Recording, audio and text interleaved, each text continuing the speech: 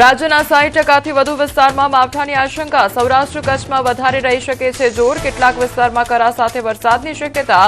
મધ્ય ઉત્તર ગુજરાતમાં પણ ત્રાટકી શકે છે માવઠું.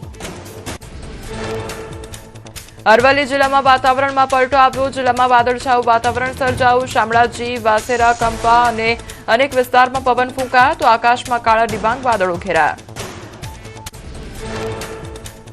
અમદાવાદમાં વહેલી સવારે ફૂંકાયું વાવાઝોડું. ભારે પવનના કારણે અનેક જગ્યાએ ઝાડ પડવાની ઘટના સામે આવી. સિંધુભવન રોડ પર 2 ઝાડ ધરાશાયી.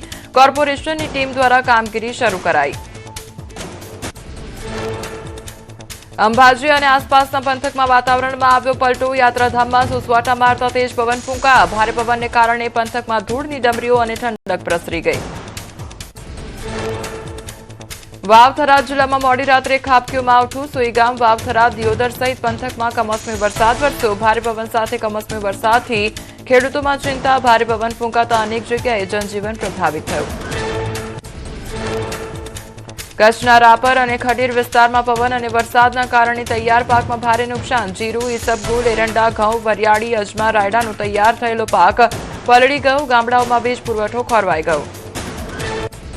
બનાસકાંઠામાં આંતરજ્ઞાતીય પ્રેમ લગ્નનો વિવાદ ચરમસીમાએ પહોંચ્યો છે. રૂની ગામની એક સમાજની દીકરીએ ઊન ગામના અન્ય સમાજના યુવક સાથે લગ્ન કર્યા હતા અને ત્યારે દીકરીને પરત આપવા સમાજ માંગ કરી રહ્યો છે, જેને લઈને ઊન ગામમાં તોડફોડ સહિતની ઘટના બની. ત્યારે પ્રેમ લગ્ન કરનાર યુવકના માતાનું કહેવું છે કે પોતાના દીકરાને કેટલા વર્ષોથી જોયો નથી.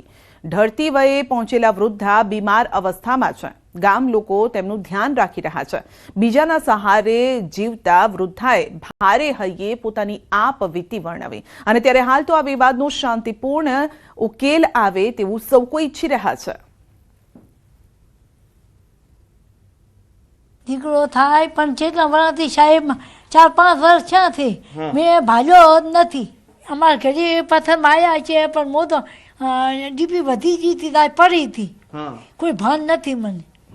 મને ખબર નથી. એ શેરી દોડતા હતા.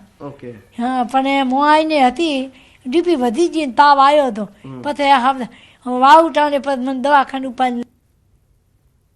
છોટાઉદેપુરના વડા તળાવ ગામ પાસે હાઈવે પર ચક્કાજામ. બિસ્માર રસ્તાના કારણે લોકો દ્વારા વિરોધ પ્રદર્શન. બોડેલી ક્વાંટ માર્ગ 2 વર્ષથી બિસ્માર હાલતમાં છે. રસ્તા પર ખાડા પડી ગયા છે. લોકોને ભારે હાલાકી ભોગવવી પડે છે અને ભારે વાહનોની અવરજવર થતા રસ્તા પર અસંખ્ય ખાડા છે. તો ભારેજ નદીનો બ્રિજ તૂટી જતા નેશનલ હાઈવેનો વાહન વ્યવહાર ડાયવર્ટ કરાયો છે. લોકો અધિકારીઓની રાહ જોઈ રસ્તા પર બેઠા. લોકોમાં ભારે નારાજગી છે. રસ્તા પર બેસી અને તેઓએ રામધૂન બોલાવી છે.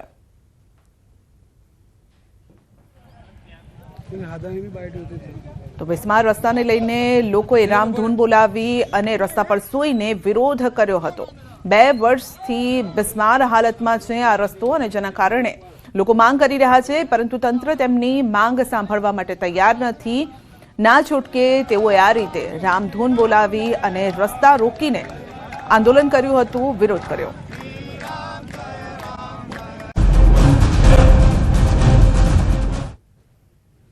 વાવથરાના ઊન ગામમાં થયેલી બબાલ મામલે અપીલ.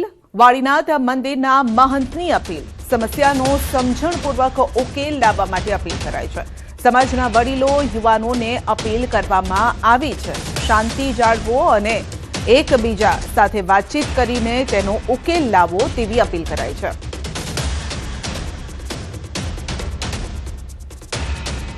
સનાતન શાશ્વત નિયમ રહેલો છે કે શત્રુતાથી શત્રુતા જ વધે છે અને શત્રુતાને ખતમ કરવા માટે પ્રેમનો માર્ગ છે, ક્ષમાનો માર્ગ છે, સાદરનો માર્ગ છે અને આ ત્રણેય માર્ગ ઉપર રહીને તમે આનું નિકટના ભવિષ્યમાં ખૂબ સારી રીતે સમાધાન કરશો. સમાજના વડીલો દ્વારા, સમાજના યુવાનો દ્વારા એક સારો માર્ગ પ્રશસ્ત થાય અને સમાજ સાથે મળીને ભેગા મળીને વિચાર કરીને આપણા ગુજરાત રાજ્યના ઉત્થાન માટે ધર્મના માર્ગ ઉપર, શિક્ષણના માર્ગ ઉપર આપણે બંને સમાજો આગળ વધો એવી પ્રાર્થના કરું છું. ઊન ગામમાં એક સમાજના લોકોએ કરેલી બબાલ મામલે કરાઈ છે કાર્યવાહી. બબાલ બાદ સમગ્ર ગામ પોલીસ છાવણીમાં ફેરવાયું છે. અત્યાર સુધીમાં 62 લોકોની અટકાયત કરાઈ હોવાની માહિતી છે.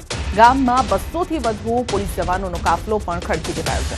ગામમાં તોડફોડ મામલે ગામ લોકોએ કડક સજાની પણ માંગ કરી છે.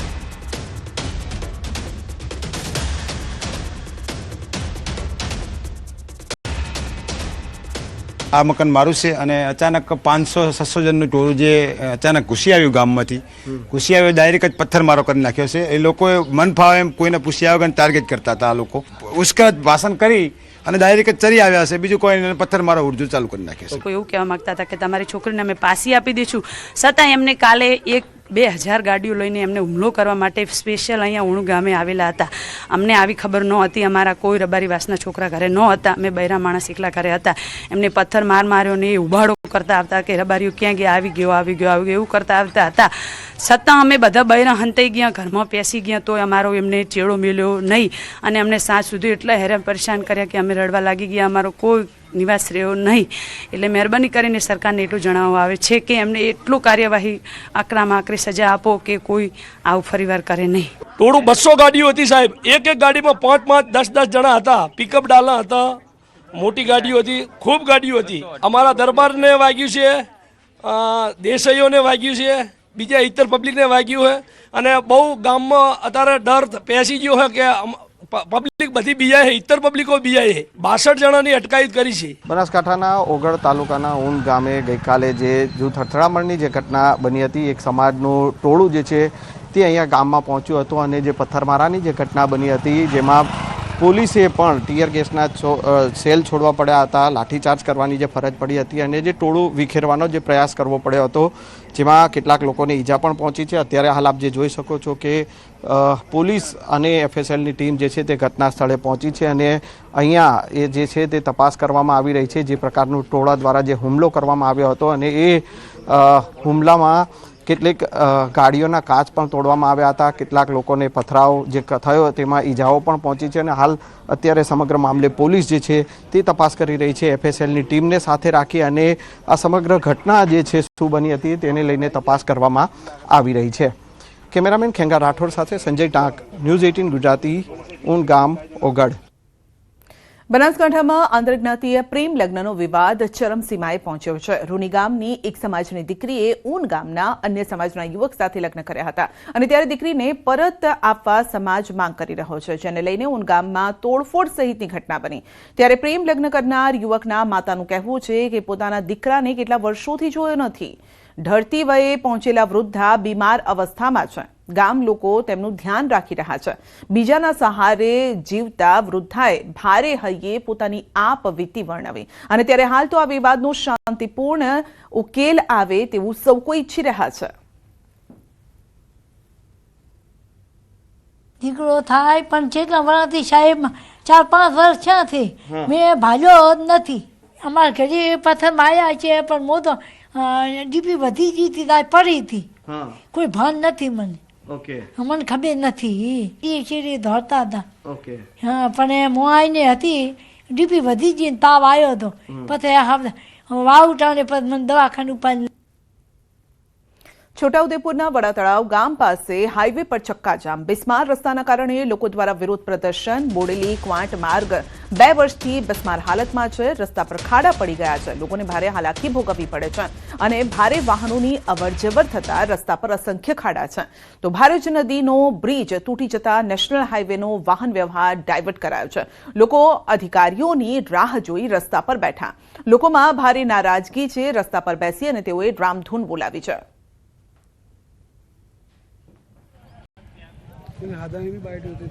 તો બિસ્માર રસ્તાને લઈને લોકોએ રામધૂન બોલાવી અને રસ્તા પર સૂઈને વિરોધ કર્યો હતો.